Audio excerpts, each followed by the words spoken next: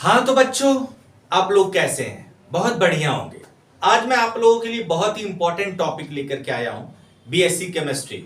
ये BSc chemistry आपका जो है कि फर्स्ट सेमेस्टर या फर्स्ट ईयर का टॉपिक है।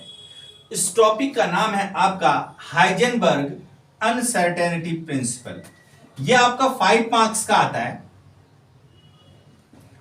ये सभी यूनिवर्सिटी के लिए, कोई भी यूनिवर्सिटी हो गई आपकी, बीएचयू यूनिवर्सिटी हो गई, लखनऊ यूनिवर्सिटी हो गई, आपका डीयू हो गया, दिल्ली यूनिवर्सिटी हो गई, आपका हेमवती नंदन यूनिवर्सिटी हो गई, आपका दून यूनिवर्सिटी हो गई, आपका ग्राफिक, ऑल ओवर यूनिवर्सिटी में जहां भी बीएससी केमिस्ट्री है तो वहां पर जो है ये टॉपिक आपका हाइजेनबर्ग अनसर्टेनिटी का प्रिंसिपल, ये 5 मार्क्स का बहुत ही इंपॉर्टेंट क्वेश्चन है। इसके पहले मैंने आपको डी ब्रोगली बताया था। डी ब्रोगली भी बहुत ही इंपॉर्टेंट टॉपिक है बीएससी फर्स्ट ईयर के लिए। और उसके बाद आपका हाइजेनबर्ग अनसर्टेनिटी प्रिंसिपल, ये भी आपका 5 मार्क्स के आता है। ये भी आपका बहुत ही इंपॉर्टेंट है। तो याद रखिए, आप सभी जानते हैं वेद क्लासेस के बारे में। तो वेद सर अर्थात मैं कभी भी आपको रटाऊंगा नहीं, आपको सिखाऊंगा। मैंने बोला डी ब्रोगली पिछले वाले आप वीडियोस को देख लीजिए, आप रटोगे नहीं और लाइफ टाइम तक आपको वो चीज याद रहती है। क्योंकि साइंस कभी भी रटा नहीं जाता, उसे समझा जाता, उसके बारे में इमेजिनेशन की जाती है। जब आप उसको इमेजिनेशन करेंगे तो आपका कंसेप्ट जरूर कंप्लीट होगा। जैसे आप किसी के बारे में जब सोचते हैं तो आप कभी उससे नहीं भूलते, उसी तरह से साइंस को इमेजिनेशन जब करेंगे, इसके बारे में जब आप सोचेंगे तो आप इसको कभी भी नहीं भूलेंगे। इसके कंसेप्ट को आप पकड़िए। चलिए स्टार्ट करते हैं आपका बीएससी केमिस्ट्री फर्स्ट सेमेस्टर या फर्स्ट ईयर के लिए आपका हाइजेनबर्ग अनसर्टेनिटी प्रिंसिपल। इसको हिंदी में बोलते हैं हाइजेनबर्ग का अनिश्चितता का सिद्धांत। अनिश्चितता का सिद्धांत, ये आपका ये टॉपिक है और बहुत ही इंपॉर्टेंट टॉपिक है। आप भी स्क्रीनशॉट लीजिए, या तो जो है स्क्रीनशॉट लीजिए या तो साथ साथ लिखते हुए चलिए, आप जो नोट करते हुए चलिए। कभी भी आप शांति से ना बैठिए जो है कि बस हाइजेनबर्ग मैं तो आपको आज आपको ये याद ही करा दूंगा। आप वीडियो में अगर आप लगातार बने हैं तो मैं आपको याद करा दूंगा, ये चैलेंज है। और कोई भी प्रॉब्लम्स हो आप कमेंट में लिखिए, मैं रिप्लाई देने का जरूर प्रयास करूंगा आप लोगों को जो है। चलिए स्टार्ट करते हैं हम हाइजेनबर्ग के अनिश्चितता का सिद्धांत। अब ट्राई करते हैं।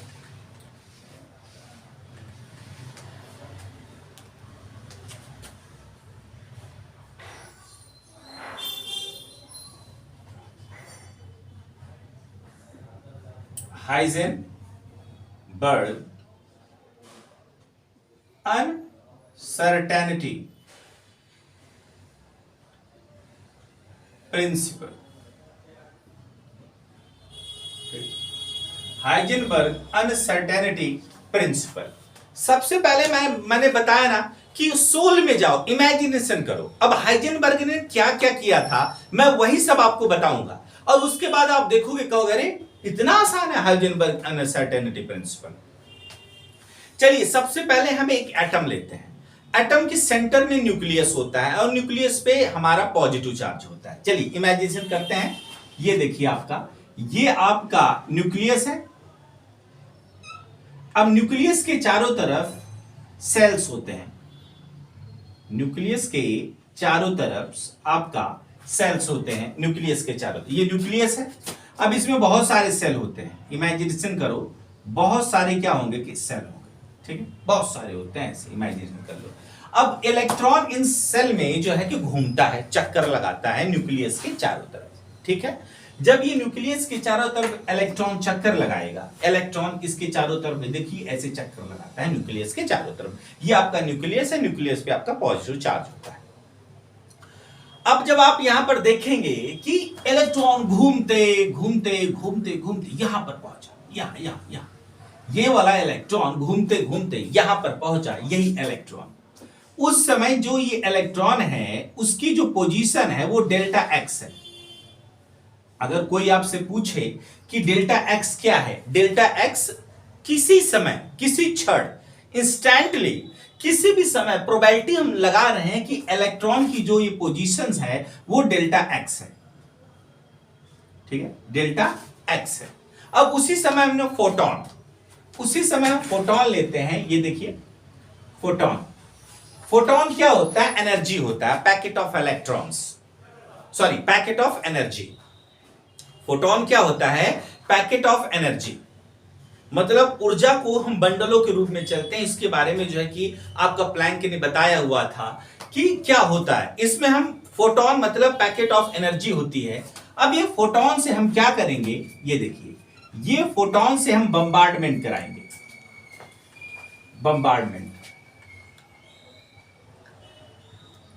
बम्बार्डमेंट आप सभी जानते हैं कि इसको हम बोलते हैं कि बमबारी, ठीक है, बमबारी कराएंगे। याद रखिए, अब तक आप रिकॉल कर लीजिए कि सर ने क्या बताया है। सबसे पहले हम कोई भी एटम ले लेते हैं, कोई भी एटम के सेंटर में क्या होगा, न्यूक्लियस। ये देखिए इस पे कौन सा चार्ज है, पॉजिटिव। अब इसके चारों तरफ जो है कि इलेक्ट्रॉन्स होते हैं, सेल्स होते हैं, सेल में इलेक्ट्रॉन घूमते हैं। अब देखिए इलेक्ट्रॉन बहुत ही प्यार से मस्तानी चाल से जो है ये हमारा इलेक्ट्रॉन घूम रहा है और घूमते घूमते एक ऐसी पॉइंट आ गया जहां पर उसका जो पोजीशन है वो डेल्टा एक्स है। अब ये हमने अज्यूम किया हुआ है। अब delta x, delta y, delta z कुछ भी ले सकते हो, लेकिन हमने यहां पे डेल्टा एक्स लिया उसकी पोजीशन की, मतलब इलेक्ट्रॉन उसी समय, और उसी समय हमने फोटोन बोले तो पैकेट ऑफ एनर्जी। जो एनर्जी होती है छोटे छोटे बंडलों के रूप में चलती है। जैसे बंडल मतलब जानते हो, बीडी का बंडल। अब बीडी का बंडल जैसे होता है, बंडल का मतलब उसमें बहुत सारी बीडियां होती हैं, बहुत सारे सीक्रेट होते हैं। उसी तरफ से एनर्जी, बहुत सारी एनर्जी होती है जो पैकेट के फॉर्म में रहती है, जिसको हम बोलते हैं पैकेट ऑफ एनर्जी या पैकेट ऑफ एनर्जी, जिसे हम फोटोन बोलते हैं। या बहुत सारी जब एनर्जी होंगी तो हम उसको क्वांटा बोलेंगे। वहीं से क्वांटम फिजिक्स स्टार्ट हो जाता है आपका। इसी से, उसी फोटोन से मैंने उस इलेक्ट्रॉन पर बमबारी की।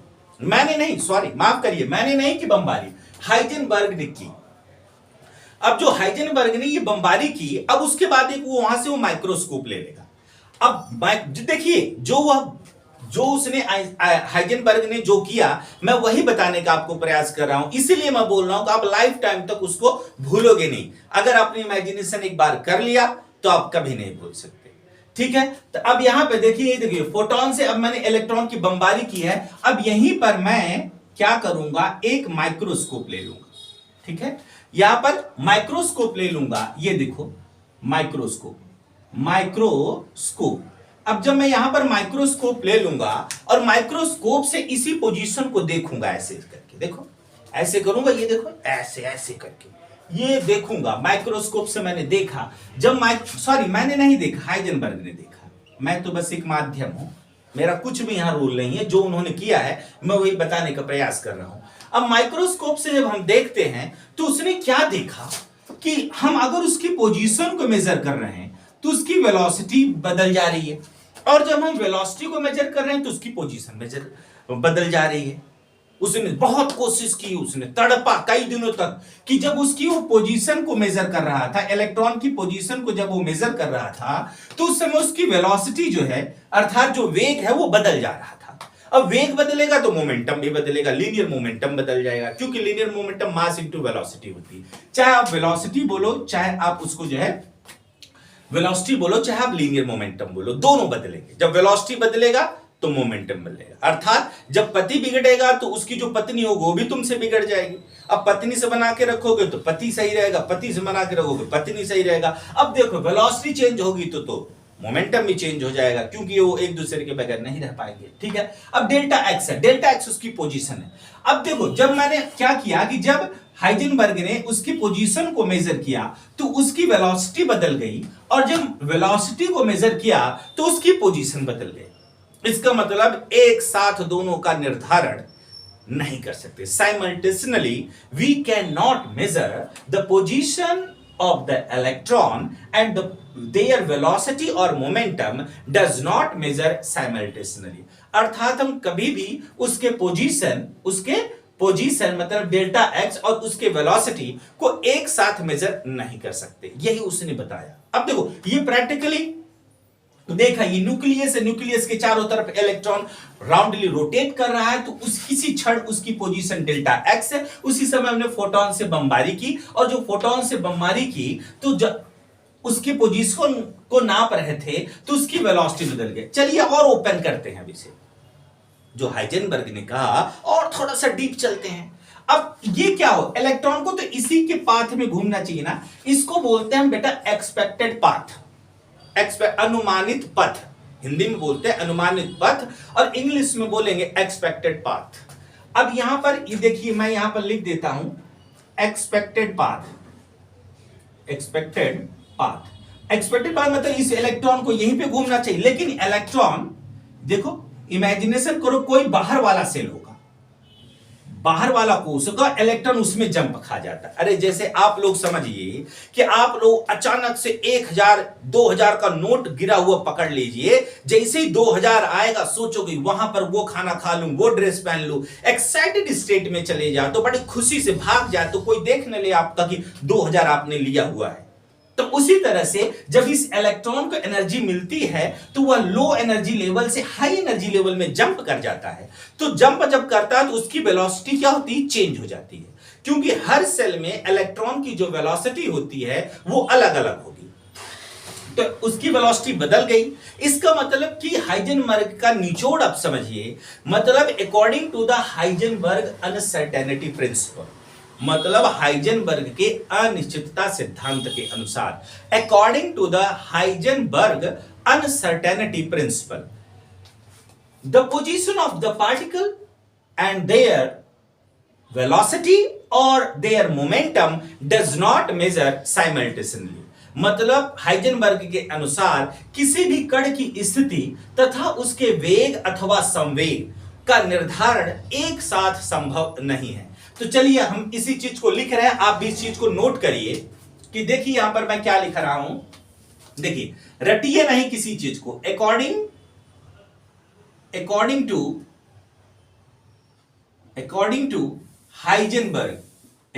हाइजेनबर्ग, ठीक है, the position of particle,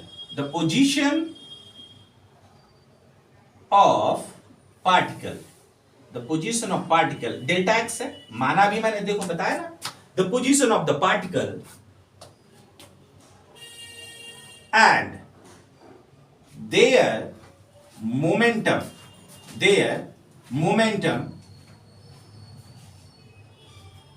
delta p और वेलोसिटी मतलब delta v does not major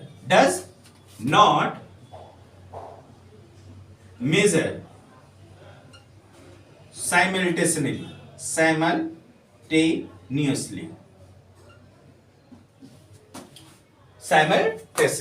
अब देखो, द नॉट मेजर साइमल्टेनियसली, ये तो हुई आपकी definition. Means if we measure position मतलब delta x, their velocity will be changed, their velocity will be क्या, changed। अगर हम उसके पोजीशन को नापेंगे तो उसकी वेलोसिटी चेंज हो जाएगी। And if we measure velocity, their position will be changed। इसका मतलब अगर हम उसकी वेलोसिटी को मेजर कर रहे हैं, उसका पोजीशन चेंज हो जाएगा। अगर हम उसके पोजीशन को मेजर कर रहे हैं तो उसकी जो है आपकी वेलोसिटी या मोमेंटम चेंज हो जाएगा। ठीक है, याद रखिए, जहां पर मैं मोमेंटम की बात कर रहा हूं तो वहां पर वेलोसिटी भी चेंज होगी, और जब मैं वेलोसिटी की बात कर रहा हूं तो उसी के साथ उसका मोमेंटम भी चेंज होगा, अर्थात उसका संवेग भी क्या होगा, चेंज होगा। क्लियर। अब इसी चीज को मैथमेटिकली देख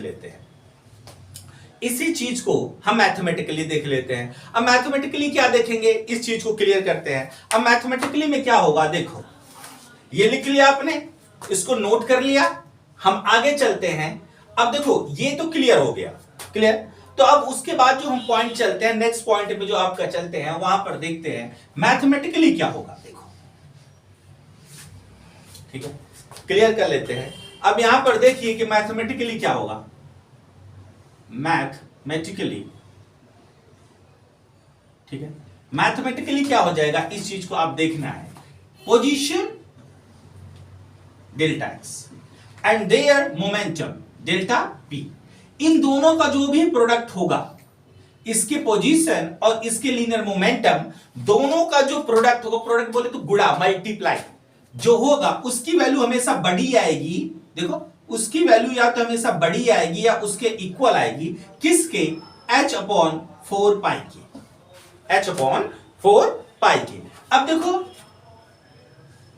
ये देख लीजिए आप, या अब डेल्टा पी किसके बराबर होता है, मास इंटू वेलोसिटी के। We know that momentum, linear momentum delta p is equal to the mass into velocity के। Delta p is equal to mass into velocity के। देखो मास में तो कोई चेंजेस नहीं आएगा, जो इलेक्ट्रॉन का मास है वो 9.1 इंटू 10⁻³ kg होगा, इसलिए उसके किस में चेंज आएगा, उसके वेलोसिटी में चेंज आएगा। जब उसके वो वेलोसिटी में चेंज आएगा, अब यहां पर रखो, देन क्या होगा, डेल्टा एक्स, डेल्टा पी की वैल्यू रखो m into delta v is greater than equal than h/4 pi. देखो ये भी आया। अब देखिए m को इधर भेज सकते हैं आप। देखिए m को जब आप इधर भेजेंगे, जाओ जाओ बेटा, जाओ जाओ जाओ, m इधर चले जाओ, गंदी बात है ना, इधर जाओ m, और क्या आएगा, delta x into delta v is greater than equal than h/4 pi m। देखिए ये भी आपका फॉर्मूला बनकर के तैयार होगा। ये आपके इंपॉर्टेंट फॉर्मूला है जो कि हाइजेनबर्ग का है, ठीक है। ये आपका कंसेप्ट है, पूरी तरह से मैंने आपको सोल दे दिया है यहां पर हाइजेनबर्ग का।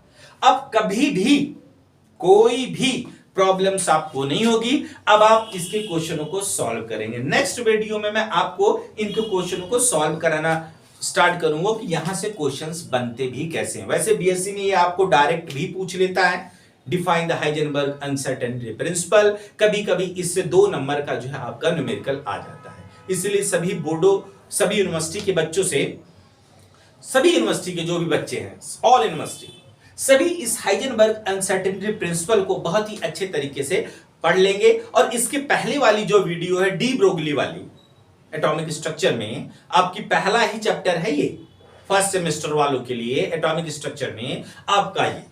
इसके बाद स्क्रोडिंजर वेव इक्वेशन है, shape of the D orbitals है, जो भी है सारा सिलेबस करवाया जाएगा। प्लीज आप इसको जल्दी से सब्सक्राइब कर लीजिए और इसे अधिक से अधिक शेयर करिए। आपका रिस्पॉन्सिबल मेरे कॉन्फिडेंस को धीरे धीरे बढ़ाता हुआ जाएगा। क्लियर? तो चलते हैं नेक्स्ट वीडियो की तरफ, मैं आपको लेके चलूंगा आगे चल के, आप भी थोड़ा सा इंतजार करिए। एक्चुअली मैं पर डे अब वीडियो को अपलोड करते हुए चल रहा हूं। चलिए आज के लिए बहुत है। जय हिंद, जय भारत।